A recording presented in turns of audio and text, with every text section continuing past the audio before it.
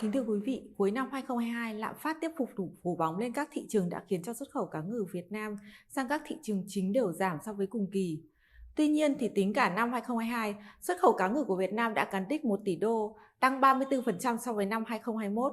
Đây cũng là lần đầu tiên ngành hàng cá ngừ đạt giá trị 1 tỷ đô. Theo số liệu thống kê của Hải quan Việt Nam, thì các sản phẩm cá ngừ của Việt Nam đã xuất khẩu được sang 99 thị trường trên thế giới.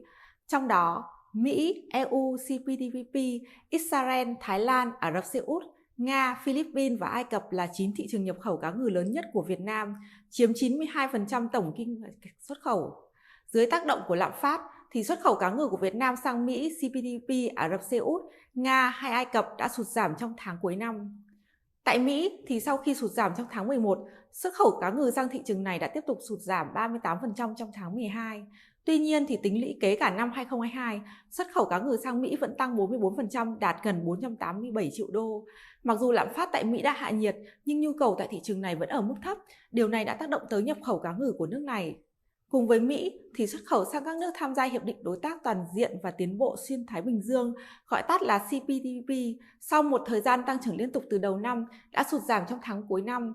Tuy nhiên, thì xuất khẩu sang các thị trường nhập khẩu chính trong khối này như Canada, Nhật Bản hay Mexico vẫn tăng trưởng tốt trong tháng cuối năm. Đáng chú ý là nhất trong khối thị trường này là Nhật Bản. Xuất khẩu cá ngừ của Việt Nam sang thị trường này đã tăng trưởng cao liên tục trong quý cuối năm 2022. Riêng tháng 12 thì xuất khẩu cá ngừ sang Nhật Bản đã tăng tới 131% so với cùng kỳ.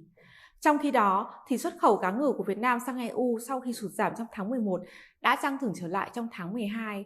Việc khởi động lại các hạn ngạch ưu đãi thuế quan theo thỏa thuận trong Hiệp định Thương mại Tự do giữa Việt Nam và EU, gọi tắt là EVFTA, trong những tháng đầu năm 2023 được khởi động lại đã thúc đẩy xuất khẩu cá ngừ sang thị trường này.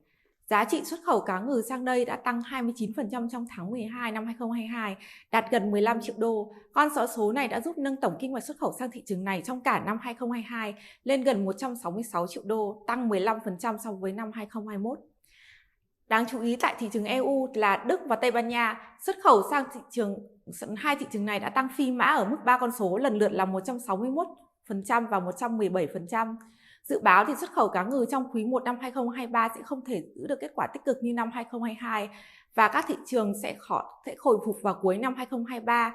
Tuy nhiên, tại thời điểm đầu năm thì tại các thị trường có hiệp định thương mại tự do với Việt Nam, xuất khẩu cá ngừ sẽ vẫn khả quan.